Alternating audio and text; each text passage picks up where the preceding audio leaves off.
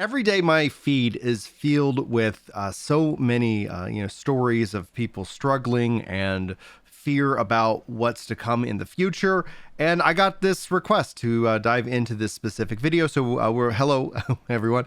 My name is Brian. If you're new around the channel, we like to talk about video games and also about how to build your wealth, how to get out of debt, and really turn your life, or at least get control over your life. And it's something me and my wife did. We paid off over $100,000 in debt. We are now working to pay off our house early. Is one of the steps that we're currently on. We follow the Dave Ramsey principles.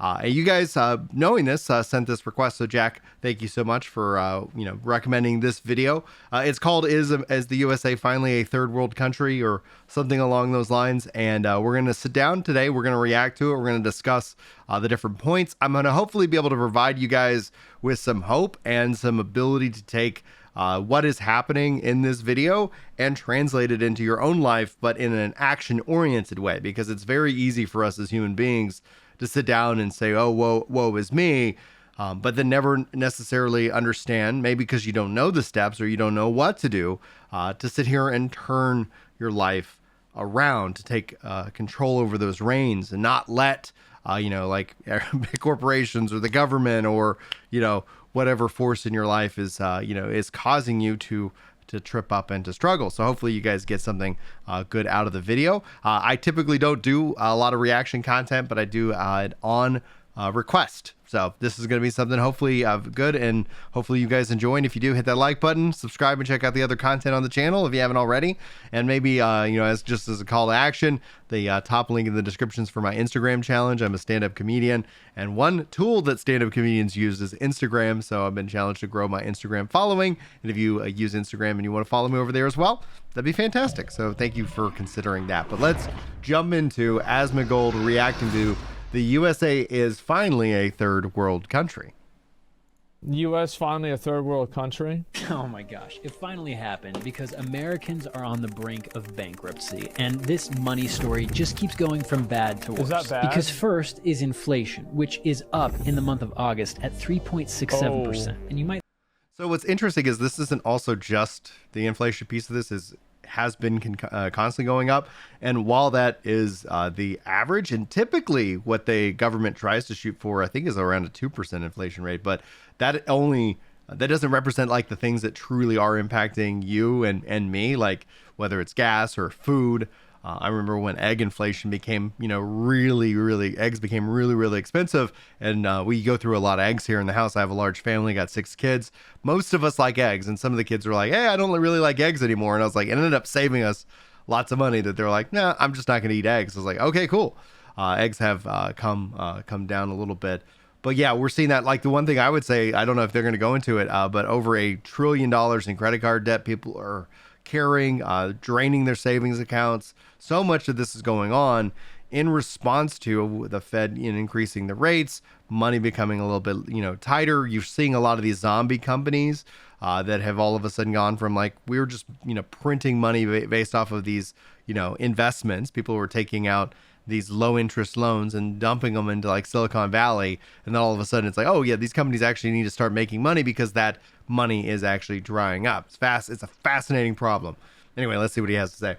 I think to yourself, well, that's no big deal. It's just 3.67%. Yeah. But this is your It's like a money, month, and right? it means for every 1,000... I mean, also though, like 3.7%, like if you're sitting and looking at an actual physical thing of cash, if you have that money, like assuming in your bank account or invested in some sense, you're also hopefully making as much or more. But yeah, it's like when that's where like keeping cold hard cash has that no matter what, every year over year, decade over decade, that money gets has less and less buying power. So you want to put it into action. You want to keep it into the systems, but I'm not going to sit here and tell you what where to put your money. You're going to have to figure that out. I would recommend a good financial advisor in that case. $1,000 that you make, you're really only able to buy $963 worth of goods. Back in the day, I used to go to Taco Cabana and get a bean and cheese taco combo. I love Taco Cabana. And it was $4. Today, I go to Taco Cabana, I get a bean and cheese taco combo, and to be fair, I also got a steak quesadilla. 15 fucking bucks. Yes, I think that taco probably just went up a buck bro. maybe. Like the steak quesadilla. Because that remaining he's a $300 in multimillionaire. change I is went to buy a drink at the gas station. It used to be $1. Now, it's $2. And it might not seem like a lot, right? But the price fucking doubled. just inflated away. All and right. to make matters worse, the Yeah. inflation in our economy isn't confined to just avocado toast or the occasional cup of coffee. It's actually taken root in the the fuck buys this shit? Get the fuck. most important things that we buy every My day, wife like loves avocado gasoline toast. and the cost of keeping a roof over your head. Gasoline everything's prices gone in up this in country prices. are getting out of control, and rent prices I feel like I feel like gas has gone up, but like $7, you're not seeing $7 unless you're in California, right? Like I've been to California, it's $7 over there, but like everywhere else I've seen has been like $3, $4, or $5. That's still too high. It still sucks. Like what? How much? Like if you're in the U.S., where are you, and how much is it? $4 in PA. It's $4 here. $4.40 in Alaska. Well, that's not really the U.S. though, right? That's Canada. Louisville, $3.60. San Francisco, $5.69. Damn, it must be cheap there then. today we're deep paying end like of Tennessee, $3 to $3.50. Portland, $5. Chicago, $4. Texas. Dallas, $3.20. Florida, $3.60. $3.20 last Richmond, $3.50. August, something like that. Arizona, $4.89. So it's like basically California is getting fucked. Like that's really what it comes down to. Like California is getting absolutely farmed. Like I went there for the Games Expo that we did like 3 months ago, some shit like that, right? And so I go there for the expo and I'm getting driven around. I'm looking at these gas prices. I said, what the fuck? Like I went to the airport, and this is an airport, right? So I go to LAX airport. I buy a bottle of water and I buy a soda. Guess which one costs more? That's right, the bottle of water costs more. It costs $3.69, and the soda was only $3. That's right, the water costs more than the soda did. Are you aware that Austin is the epicenter of the housing downturn right now? No, I'm not aware of that. I'm not looking to buy a new house right now, and I've lived in this house my whole life. I had to pay $10,000 for my property taxes this year. For those who don't know, the property taxes here in Texas are some of the largest, at least from my knowledge, in the country. We don't have a state income tax, so everything kind of gets funneled through your property taxes. Texas has just passed a bill, and I think from a budget surplus that they have, because Texas's constitution requires that they have a balanced budget. But I think that's something we actually are going to be voting on in the coming election this year about applying that to reduce people's, state income tax burden, because of Texas has seen such a land rush of people coming in from failing states. Everything's kind of going up. So all of a sudden, like, the house that when I purchased it was at X and now it's at Y. And then, the state income, like my land taxes keep going up and up and up. There is a cap. It can only go up like 10% per year. But again, if you live in the house long enough, like all of a sudden you're like, man, like this is way more expensive than what it was years ago. And that seems to be the theme going on right now. Or it was like last year. Like it was nuts, man. It was a lot. have increased every month for the last 40 months. That's over 3 years of month over month, the basic cost of having a place to live has increased. But wait, it gets worse. So if you're in there's two things here. Like if you're renting, and not that renting is actually bad. A lot of people are like, you got to get out of the renting game.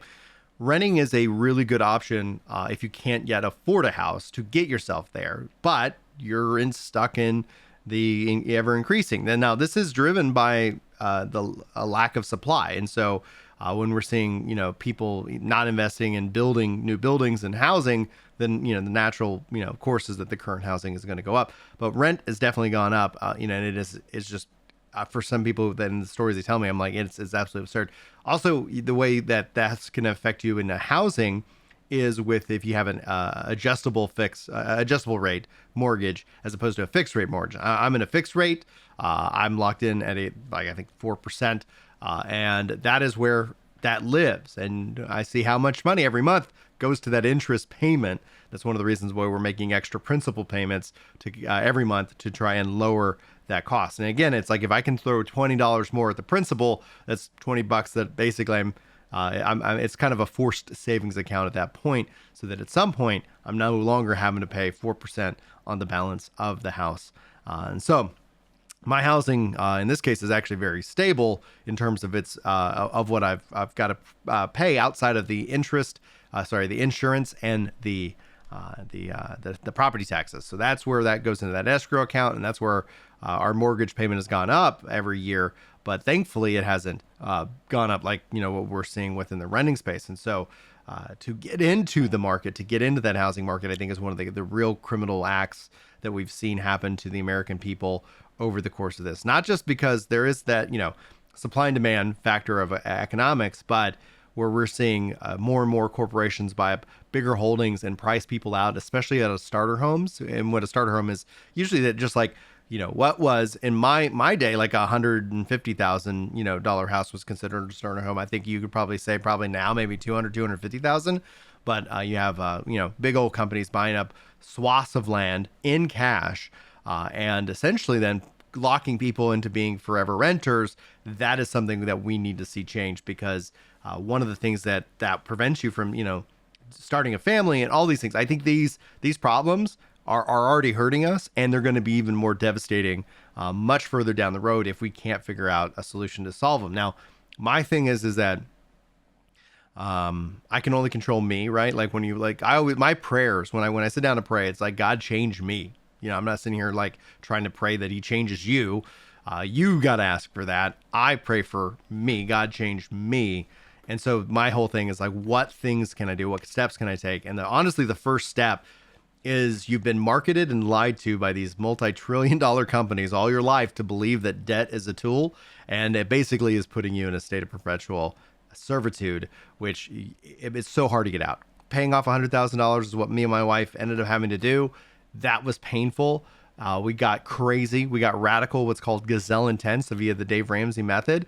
And I highly recommend you check out his plan for your life, his baby steps, because it really can help get you out of this perpetual state. And then essentially when you're not having all of your power, which is your income, stolen from you by monthly cuts, etc., you can actually start to save up and build up, and then eventually get to the point where you can choose to be able to not, to have leverage. I think one of the things that we're seeing is that we've seen the worker lose a lot of leverage, and we'll talk about probably that more here later in the video, I'm assuming, because we're only right at the beginning. Let's go ahead and let them continue on. Because the Federal Reserve, who is in charge of making sure that the economy doesn't go spiraling down the toilet drain. Oh, yeah. Newsflash, they're not very good at their job. They're in charge of combating inflation, and they're trying to. And right now, their only option to make that happen is by raising interest rates. Yeah. Which means if you still don't have a house, but you're close, if you buy one now, the cost of your mortgage is going to be higher than it's ever been compared to what the solution is just never buy a house, be homeless, never have a future, don't start a family, never get married, have no goals, rent a car, never own one, and work every day to pay off your student loans for your degree that you can't use, and then eventually in 6 years get replaced by a robot, and then you can be homeless. But by that time they'll have legalized fentanyl, so you can just overdose on it and die under a bridge. Freaking dark. Okay, let's talk about this in terms of a practical sense of the world. Stop renting your cars. In fact, cars are one of the biggest reasons why people fail to build wealth. You have both paying an interest. Even if you got a car at a 0% interest rate, which isn't going to happen, that car still loses value. A lot of people are like, oh, I'm going to take that money and I'm going to, instead of spending $20,000 on this car, I'm going to put it in the market and I'm going to make money. People don't do that. Maybe there's the rare exception of one or two, but that mindset, people want to talk themselves into this. They deserve this, right? Now, when it comes down to, there's a lot of catastrophizing in what Asmongold just said, namely because of just the idea that you can't do it. Like that mindset alone is like, there is no hope. There's nothing like that is wrong. It's what is causing a lot of people not to even go and try. When you're broke, the best place to go is to work. And you can do any number of tasks. In fact, we're seeing what's interesting about the economy is why we're seeing massive amounts of layoffs. Lots of people are also hiring, the industry shifting, things change. Nothing is ever set in stone. Your job, like even if you're like, oh, I have a job, it doesn't mean that you're secure. You want to make sure that you have savings, that you have investments, that you are not necessarily just like, just kind of going through life day at a time. You want to be thinking 5, 10, 15. And then as when you start having a family, like the things I challenge myself to do is I try to think 5 generations from now. What can I do that somebody can benefit, somebody who, that's related to me, that will never have known me. How can I help tell them that I love them and benefit them and give them the tools so that they can have a truly incredible life? And a big part of that is like, you got to get out of debt. That's the number one. Going into debt for all these little things is going to be something that is a hole. Like, and then you dig out a big hole, and then you need a really big shovel to fill that in. What catches a lot of people off guard is it is a sense of optimism that I'm going to do better tomorrow than I am today. And so, yes, I can afford this, but it ends up being kind of a little bit of a trap. And so it's hard because you got to start learning to say a powerful word to yourself. And the word is no. No, I'm not going to go and, finance that vacation. No, I'm not going to go do this. At some point, like, you can turn this around, because imagine if you took your money and you put it into an account and you kept doing that month over month. Let's say it was $100. You started doing that from when you're like 20 years old, and you start putting that in. If that account, like through like, maybe a good growth struck mutual fund or something like that, is making around 10%. That means that money doubles every 10 years. If you're making 5%, it doubles every 20 years. When you start to think about that, you put $100,000 into an account, you're making 10%. That's $10,000 a year in just interest that's paid to you rather than you paying it to somebody else. And the thing is that we're just talking about 10%. You're paying 20 to 30% on your credit cards. You are enriching. Like, you want to know why those banks have big old buildings with their names on it? Because we paid for it, because they marketed to us and told us we're going to be men and women, and this is what it is to be an adult, and you can go afford the things that you.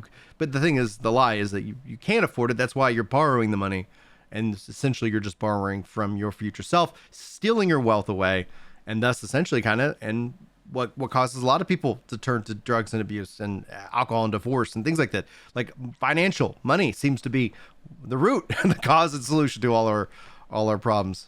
Anyway, that was dark, Asmon. Oh, and he laughed.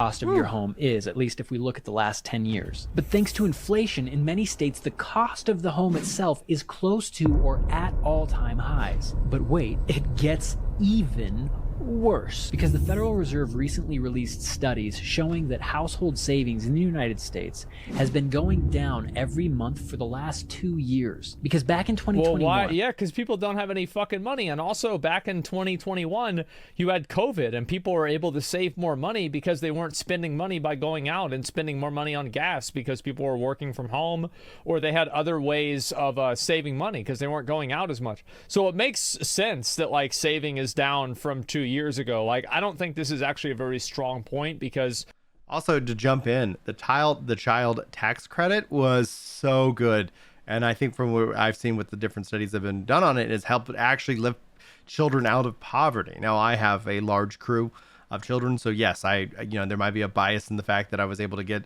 my tax credit early, because that's all it was. It's like, here's your tax credit that you already have, and we're just going to give it to you each and every month. I think that's what people need. I think that's one of the things that would be huge to incentivize people actually having families. Like, a lot of the studies show also people want to have more kids, but the financial issues, that everybody's going through and the uncertainty means, that they don't. And I think that's going to hurt us also in the long run. So like, when it comes down to it, any policies that are like family focused and having children and being able to spend time with those kids, like I would say, like, stay-at-home moms, like, freaking tip of the hat, right? Like, I try to give my wife plenty of time, where she can go and just be her and not be in mom mode and take care of the kids. And it's hard work. It's absolutely hard work. And so to moms out there, especially the single moms out there, like, tip of the hat to you guys. You can also do this. Like, but I think there's a lot of things that, it goes back to that debt principle. And I've seen, especially single moms, like, needing something reliable, so they go into debt for a card that's reliable, and it ends up being something that continues to make it much more harder to get out of debt. And anyway, not I have a 20-year-old, almost a 20-year-old truck, so one day, maybe one day, I'll be able to afford a newer, a couple years old vehicle, something like that, but not today. Of the structural changes COVID created, and the economy and the culture like defaulting back to normal. Like I don't know about this. Americans had roughly $2.1 trillion in savings collectively. And as of July of 2023, that number has dropped to $198 billion. Wait, what the fuck? Are you kidding me? That's Americans had roughly $2.1 trillion in savings collectively. And as of July of 2023, that number has dropped to $198 What if they're moving billion. it? And America, I mean, I'm sure they're spending it. That's a Oh drop. yeah, I think that we are fucked then. Yeah. That's a lot. Oh my goodness. Wow. Americans collectively have been drawing down on their savings at a rate of around $100 billion a month, meaning by the end of September. So in 2 months, people are going to be out of money. I get that's already now. By the time I'm filming this is November. Well, then it'll stop going down, right? Because you can't go into negative money, right? And student loans. September 2023. That's Yeah. this Back up month. in So we only October. have 2 more Households months. will run out of savings. Then it's collectively. over. But wait, it gets worse. Because in October, student loans, which have been on pause since the pandemic, Yeah, they are started scheduled again. to kick back in again. Yeah. So your money now buys you less stuff, while the Federal Reserve raises interest rates against you if you're This is why people hate capitalism, and this is why people hate America, and this is why people are like fans of like communism and like even all kinds of like crazy socialism stuff. Because they're ignorant, or they're willfully ignorant to that. Like, not that there's not good social programs, and that's always going to be the case. Like, where as a society do we benefit on taking care of each other? But you go and look at it, you go look at the kind of the fruits of various different things, and I think essentially you got a lot of people getting sold a bill of goods to have that, you know, where they like. Here's the thing, I'm really still upset today that in 2008 nobody went to jail for that financial collapse. And that in and of itself, I think, is one of the things where I don't think we actually live in a capitalist society today. I think we live in a capitalism for everybody but the rich. And so it's socialism for the rich and capitalism for the poor. And that is where I think you're seeing a lot of like frustration about that, where you're just seeing government bailout after government bailout. And then yet for the people who are doing the work and everything like that, because we don't own congressmen, then we're getting screwed over. So people label that and think of that as in what we a system that we have as capitalism, that by means that is something that's broken. And again, I would champion, you know, anybody from 2008 and anybody who's gambling and with people's lives like this, they should be held accountable. And I think that is essentially, you know, a part of it. But then you also have kind of the social media, TikTok. You have this kind of mind virus stuff that goes out, and it's like, oh yeah, wouldn't it be better? And it's like, well, go look at the fruits of those things, right? Like, we live in a society today like that is far better off, even with our problems. You know, when you just think about the factor of the internet, the ability to learn and to communicate and to, you know, like go back 200 years. Like, you know, I see a lot of people think, oh yeah, like it's so much easier back then. It's like, man, there's so many problems that we've solved and that we can solve again. But I think there's a lot of propaganda, a lot of misinformation, a lot of, you know, in a way, like one of the things that it's funny about smart people are very easily able to get into cults. And this has been shown time and time again. And I think it was, if you guys haven't seen the Y-Files, they have an excellent episode, especially about cults and how a marketing campaign ended up turning into a cult. And that in and of itself, I think is an excellent episode. Can't recommend enough. I'll see if I can't find it and put it in the description of this video for you guys. And remind me if I forget in the comments. That way we can go from there. Also, guys, if you're enjoying this video and you haven't already, hit that like button. Check out the Instagram, subscribe to the channel. And also, if you guys like the reaction discussion videos that we're making, and you want me to react or discuss something, you send it my way. If it is an original creation, because this is a reaction to a reactor, if it is an original creation, I will give that plenty of time and reach out to the creator and try to get permission or something like that. I think that there needs to be some better checks and balances in the reaction meta content and commenter community. But I guess I can only, you know, control me. So let me know what you guys think. Let's go ahead and jump back in. Like, you have people that are fans of like Stalin and shit like that. It's because things are just like in such a bad position that people just want to have some degree of like I'm gonna blame somebody else for freedom, or like they're basically anything but this. I think that's the way that a lot of people feel. And you can change your life. The thing is that I've seen people that we talk about life in ideals, right? Like, oh, it'd be ideal if this is the world, because then I could do this or that, the other thing. Live in the world that you live in, by the rules you live in, and understand that game, rather than sit down and say, I'm not going to do anything because the world's unfair. Because then you're just going to become bitter and angry and old. You're going to become old regardless. You can choose to have some agency to some degree. There are those of us that have been, impacted, by life circumstances, right? Maybe you don't have any legs, maybe you don't have any arms. Okay, but who are you? What do you want to do? And it is worth it is people try to minimize suffering, but suffering can end up being, it's a guarantee. It actually makes you more human. It makes us more easily to be able to understand each other, because we've all lost, we've all suffered. And through that, we can, you can choose to let suffering define you, or you can choose to let suffering refine you. And I choose the refinement, help, let me learn from this, let me grow from this, and understand that, you get one shot, and I'm going to try to make it the very best that I can. I'm going to try to love as hard as I can. I'm going to try to work as hard as I can. I'm going to try to be as good as I can. But sometimes things are just going to punch me in the gut. And I've been punched in the gut quite a bit, a lot, both for my skin color, for my religion, for, you name it, right? There's all kinds of things that I know I've experienced firsthand, but I'm not a victim.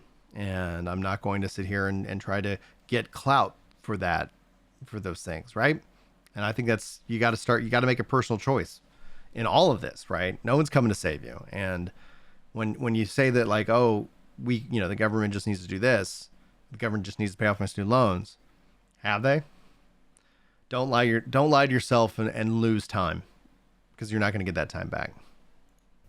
Anything but this. Trying to buy a home, while the cost of rents keep going up. But I'm not saying they're right. I'm just saying this is where I think this is where the feeling comes from. Every month, while at the same time student loans are coming into play, so you're going to have less money in your pocket, and your money doesn't go as far to begin with because of all the inflation. And that's it. I'm done. That is the bleak state of the United States. There's so much more to that story. There's more. It's so much. I can't give them more bad news. They're not going to want to follow my channel if I just have nothing but depressing shit. You got to tell them everything. What a fun call to action. There's more. Because it would be one thing if Americans as a whole were entering into financial dark times altogether as one United States, but that's not what's actually happening. Because in 2022 and 2023, corporate profits have been at or near all-time highs. A small... Yep, this is backwards, right? True. Yeah. Absolutely. Most people don't even know what's going on. Most people don't know what's going on, but they do know what is going on isn't good. They don't know they don't know what the solution, right? They don't know what the solution is, but they do know what the problem is. Portion of our society is doing better than they've ever done before. And I personally am all for getting rich. I want to have more money. I want you to have more money. I think we should live in a country where we all have the opportunity Everybody has to $1 billion. doing better tomorrow than we did yesterday. And a part of this, though, is, again, and this is a lot, it's almost where I have to deprogram many of you guys who are like, oh, I can just borrow money. And what they always forget to factor in the risk. And so essentially when those bills come due, when the death by 1,000 cuts, when you start talking about how is it that people aren't building wealth, corporate profits, I don't fault a corporation for making money. However, where is the government in that? And especially when those profits are being funded by the taxpayer, that in and of itself, I think is something wait, what's going on here? What investment level are they building out infrastructure so that more jobs can get created and that job competition, et cetera? Or are we talking about more automation, taking jobs away from people, making things unstable? Because the worst case scenario in my mind is you get a bunch of men who are broke and have nothing better to do. that's a recipe for a lot of bad stuff happening. And people can talk about toxic masculinity, which I think they've talked about way too much and they completely miss, a lot of the issues, because there is a sense that like a lot of people are looking for what it is to be a man nowadays, and they're finding it in the wrong places. And a lot of that's just driven by social contagions. And so it's important to understand the value of work. I don't think full automation is going to remove all jobs, but I think that you as a human being if you're watching this and listening to these words, you need to make sure that you are working and making yourself as indisposable as possible, that you're learning as much as you can, and doing the best thing that you can, and not owing people money and having savings so that, like if the company does lay you off because they want to, we've seen it within the gaming industry a lot and all other industries, that you're not sitting here, having to take anything. You can have some leverage. You can build something better, but we'll see. Collectively, some of us aren't going to make it, but if we live in a place where all of us have the chance to, that's exciting. The but opportunity. That's not what's happening. A small group of people are getting richer not by providing more. I do want to say, I think in the U.S. and in society now, you have more of a, quote, chance in life than I think ever before in history, as far as I know. Maybe I'm uneducated in this topic, but I do really think that you have more of a... I think the answer to this, though, is yes and no, because like if we looked at GDP, like one of the things I liked about Andrew Yang is he talked about a kind of a human GDP, like bringing in stay-at-home moms as a part of that calculation, talking about that, like where's our mental health at as well, is as a part of contributing to the overall GDP. Because even they said when they created the GDP, like this shouldn't be the be-all end-all. And yet we keep leaning into that. Look at the GDP. We've grown the economy by this. We've made all this new stuff, etc. Like those are good things. Somebody's like, goes out and buys a fancy car in cash. Good for him. That should be celebrated. That's awesome because somebody had to make the car. Somebody had to sell the car. Like that in and of itself helps us in this asynchronous multiplayer world that we live in from an economy, all to win because more money, moving through the economy means more opportunity. But when it comes down to it, it's something massively concerning that I feel for a lot of people right now.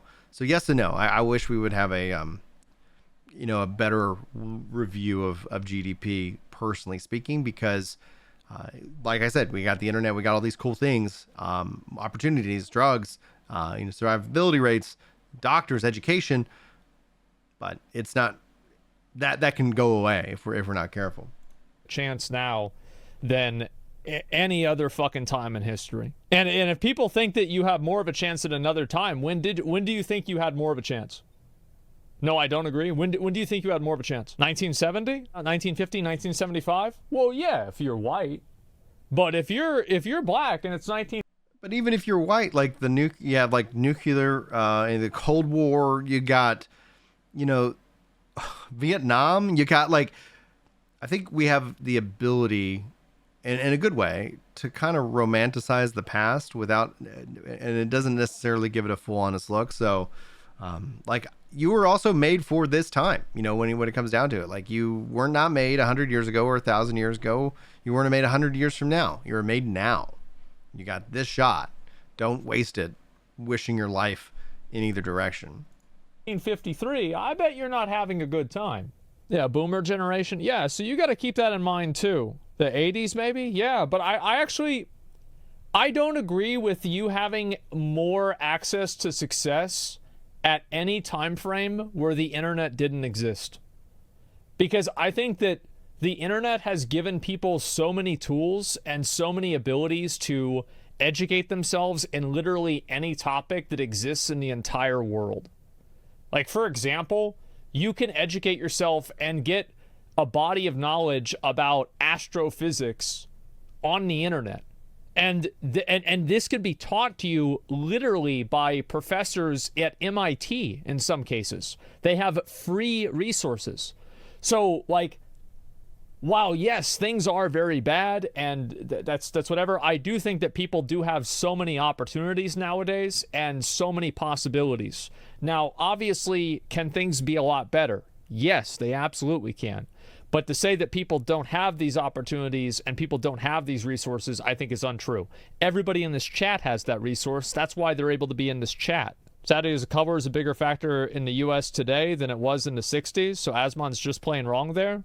That is crazy to me that you say that, because my dad grew up back then, and he told me what it was like in the 60s. It's not the same. Value to society, but by extracting value from it. For You example, think you're wrong because machines are taking jobs from uneducated people? You're right that machines are taking jobs from uneducated people, but the difference is that those uneducated people have the ability to be educated without the same gatekeeping mechanisms that existed in the past. Does that make sense? It's not happening though? Well, yeah, I mean, there's IQ distribution. Most people aren't going to educate themselves. That's just how it is. The truth is, like, here's the reality, is no, there's more gatekeeping. The gatekeeping comes afterwards. Well, the gatekeeping came afterwards then too. There's still less gatekeeping. You need 500% more qualifications these days to even be considered. 20 to 30 years ago, you didn't need 20 years of work experience to find a job. I wasn't looking for a job 20 years ago. I'm not really sure. And I think that most of the people that talk about what it was like looking for a job 20 years ago weren't looking for a job 20 years ago. So, like, they're talking about a hypothetical from something that they heard that other people experienced and explained to them. Blackstone, a private equity firm on Wall Street, led by this man, Steven Schwarzman, who's the CEO of Blackstone. This guy took home over $250 million in profits in 2022. Fizer's CEO, Albert Bourla, got a 36% pay increase in 2022 and took home $33 million. And we all know why Fizer did so well in 2021. Yeah, because the fucking vaccine. That's not disaster capitalism. I don't know what is. Because what's happening in the United States definitely feels like it's unsustainable. And it also sadly feels like the government is on the side of corporations rather than... I definitely Well, of feel like course that it is, right now. because the corporations give them money and the people don't. Most of the people that vote are stupid. They don't know anything about any of the policies. The people are stupid. They don't know any of the topics. They're completely uneducated. The main important things to them are like weird social issues that don't really affect the economy at all. And they're like worried about, like whether transsexual athletes can compete in like sports. They're worried about the southern border. And it's not like these things are not issues, but it's just that the focus is completely on them. Yeah, they're worried about pronouns. And these are people that are hyper fixated on these things, like one way or another. And they don't know shit about budgeting. They don't know shit about like how much money is being spent on different things. So guess what? The corporations and these people do understand it. So none of them take the public seriously because the public doesn't do anything. Like whenever something bad happens, like are there riots? Usually no. Do people do something really stupid? Do they get unelected next time? Usually no. So that's what happens. Yeah, people just let it happen. It's a massive problem how much more power they have than the people. Well, the reason why they have that much power is that because the people let them have it. Like the people could vote for somebody else, but they don't. They don't vote for them. They don't hold any accountability because they're stupid. It's that simple. Remember the... But let's jump in on that. One of the things, especially when it comes down to this, is that I see, and one of the things that's going on in the Texas legislation is about school choice, and that's something I champion. I think one of the biggest failures is in the education system, and it has been used to indoctrinate so many into just being complacent, kind of worker bees, right? Like they're not... The public school system, people say, is underfunded, but then I see all the corruption because I've worked and seen the numbers that take place. And so the solution isn't to dump more money into a failing system. We need to change the system, let it compete in and of itself. So I'm all for school choice because, especially when it comes down to somebody being born in a neighborhood that doesn't have the school system with the taxes and the interest to support actually growing it. Let's let them free. Let's let them choose the school they want to go to. And yes, it's not that it means that there's not going to be a perfect system, but that's really what it comes down to. When you look at all the leaders in the upper echelon of people, they were all privately school educated. There's a pattern to this. There is, like when you look at it and when you see the social, indoctrination that is happening within the school system in and of itself, you can write it off. A lot of people try to, but the numbers themselves show themselves, right? When it comes down to it, I think it's the numbers reported by the federal government is your 10% abuse of children in public schools. Like the public school system is broken. The education system is broken. And it is one of the leading causes as to, when you start to see how people don't understand how that they can start to change their lives. Where is the budgeting and more? No. The school systems are bought and paid for right now. And it's unfortunate because there are hardworking, beautiful, amazing teachers who get their butts kicked because of bureaucracy. And I've seen so many amazing teachers eventually just give up and lose to the system. And I think we can fix it. And I hope that we do. Fizer CEO that took home $33 million last year. In that same year, 2022, Fizer signed a $3.2 billion deal with the U.S. government, meaning our tax dollars are funding Fizer and helping their company hit record profits. Yeah, but this happens with a lot of companies, by the way, and it's not always a bad thing depending on what the company is doing in conjunction. There should be some form of payback for the people for the tax, et cetera, right? Like, that would, like, if they were, let's say, like a dividend, right? Like, that's one of the things, like, when it comes down to, like, your data in private, like, I would be perfectly fine if the government wanted to then say, like, hey, we're going to give you these grants, and then you're going to create this cool stuff, and then a kickback is going to go to the people who help fund all of that in this, just like an investment. Like, if we were investing in these companies to make the drugs, and then having some kind of reciprocal nature outside of just giving people the drug itself, I'd be for that kind of system because our tax dollars have gone to the development of that. But then, I know a lot of people talk about the price of drugs in America. It's like, well, especially from other countries, America pays for your defense. Like like I pay for your cheap drugs in other countries, like that is how the system currently is working. Junction with the government, but sometimes it can be. To give their CEOs massive pay boosts with money that comes Tesla's from another U.S. example of this. taxpayers. And it's really frustrating because I wasn't a great student in school, but I seem to remember the role of government being something like regulating big businesses to protect the people from big businesses. Yeah. Oh, I don't know about that. Stepping their bounds and doing things that are just not good for society. Right now, in 2023, it seems like government... Well, it's because people are, people are dumb. So it's easy to convince people that it's like it's okay, and that's it. Like, so they're just not even going to think about it. I'll say this though: the nation's class consciousness is increasing each year. We've seen a huge rise into strikes and protests, much more so in the last couple of decades. Many people are becoming more organized and understanding their class position in society. Well, here's the problem though: is that it matters less and less every year, and you're seeing this with, like, for example, the writers' strikes. Like, apparently they might come to a deal eventually, but the truth is that, like, there were a lot of strikes with, like, auto unions and stuff like that, right? And guess what happened? Now the cars get made by robots, and those people are out on their ass. Part of the strike that's going on with the auto unions actually has been very, very positive, and collective bargaining, I think, is an absolute right that, we should champion. Not that a union is the best solution in every case, because there are downsides, like, again, systems have upsides and downsides, right? So I think the stuff, what we're seeing with especially the auto manufacturers is the EVs, electric vehicles. A lot of people think of them like they're not going to solve pollution. They're causing more of it, unfortunately, especially when you look at third world countries. And I think what we're going to see probably is more of a hybrid solution, which I think makes the most sense.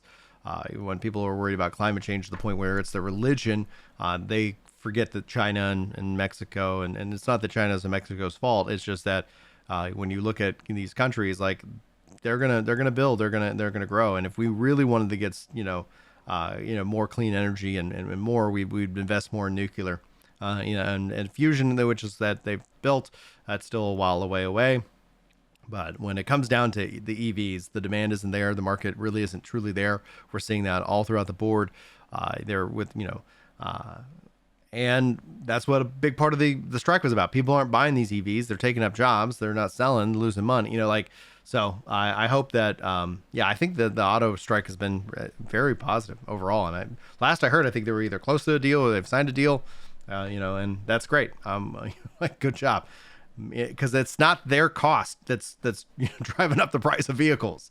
Let's get more vehicles out in the thing. When we start talking about if they can increase the volume of vehicles, people can purchase it. Same kind of concept of why video games now $70, but if they can sell more, then they can end up making more, as opposed to just like having to release $200 video games or something like that. And that's what's going to happen. So it doesn't matter how class conscious you are whenever you don't have any collateral and any bargaining power. Unionize. Well, it doesn't matter if you unionize or not. If they can remove 90% of the employees, then they can figure out the last 10%. They're striking right now. They are. Absolutely. And every year it becomes less effective, I think. Because every year we get closer to those jobs being automated. We get closer to those people being irrelevant and been made redundant. That's what's going to happen. Is aligned with those same corporations at the expense of the American people. So the question is, what are we all going to do if things keep going this way? Is the answer stop buying the avocado toast, which is keeping us all in poverty? Or maybe we all just start collecting rainwater so we can grow our gardens off-grid to sustain ourselves? Actually, that's illegal in 11 states. It's illegal to collect rainwater in 11 states? You can't do it. Are you kidding me? Pay off your debts. You live in one of those 11 states. Shit. Same shit happened when McDonald's workers wanted $20 an hour. Now we have kiosks to order from. Yeah, I think that's a good question. How many of you guys go to McDonald's and you go inside and you no longer order from an individual, you order from a kiosk? Self-checkout at groceries, right? Me? Yep, there it is. Sometimes, yeah. There's a lot of people. And think about how many people did that 10 years ago. And think about how many people are going to do it 10 years from now. And how many other places are going to have that. Kiosk is better, yeah. Kiosk doesn't get my order wrong. Well, you get your order wrong, and you can't blame the employee, which is what sucks, right? You can't get like extra free food. So yeah, I mean, that's just what's going to happen. I think that's what's going to happen is workers, and especially like unskilled workers, are going to have less and less bargaining power every single year, because those jobs will become more automated. Now, not every job will become automated. That's just how it is. But many of them will, and it's going to be harder and harder to have any sort of solidarity. So there should still be new jobs that pop up, though, right? Like, one of the things is that there, especially when it comes down, I guess, more technical, like people, you don't want to be a plumber. Like, honestly, like if it came down to it and they automated my job as a software engineer, like, yeah, I'd go learn how to do plumbing. Like, I think people who are especially motivated to do things are going to remain motivated. And the hope is, how do I take somebody who is unmotivated and turn them into somebody who's motivated? And some of that's done through fear, like being afraid, like, oh, you could lose everything.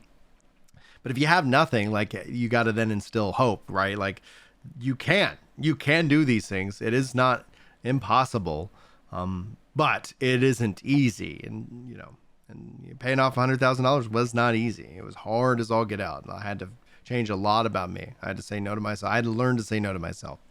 And I had to just go to work and, again, any and all income, when it comes down to it, fight for yourself, fight for you. If anybody ever offers you a job, counter and just ask for more money. Like, because they're not going to be like, oh, well, he turned around and asked for $500 more a year. Guess we can't hire him. No, like that's never the case, right? Like, fight for yourself, fight for you, be your biggest advocate. The kiosk repairman? Yeah, but becoming a kiosk repairman requires a lot more education and knowledge than becoming a fucking cashier that just hits the button that has a picture of fries on it. It just does. Like, I mean, the truth is that some people are hard capped for a lot of like jobs. Like, they're just never, like, there's a lot of people that are never going to be a fucking plumber. They're never going to be like a skilled laborer. They can be. They're stupid or they're lazy. Like, man. that's all there is to it. They are stupid and or lazy. There are those. And it doesn't matter what happens. You can lead a horse to water, but you can't make him drink. It doesn't make a difference. There are those who are that, at the end of the day. They don't have to say that. Like, being uneducated and being lazy, in my mind, is always a choice. not that you can't have a day where you kick back, relax, and just, not do anything. Everybody needs downtime. But when it comes down to it, like, if you won't fight for yourself, like, I don't know, man. I don't know who's going to come fight for you. Like, at some point, your parents are, they're not going to be around. At some point, you got to look at it and say, what do I want out of this life that has meaning and value? So don't just let life happen. Like, get some agency in it. Figure out what it is that you want to do, and stop talking yourself out of it. Unless it's robbing a bank, because that's going to land you in jail, and that won't be good for anybody. Anyway, guys, thanks so much for joining for this video. Hopefully you got something good out of it. Again, hit that like button if you haven't already. Hit that subscribe button. Sound off in the comments, especially if you have videos that you'd like to hit me react up to. Send them my way, and we'll maybe keep doing some things like conversations like this one. So thank you again. Have a good one, and I'll see you next time.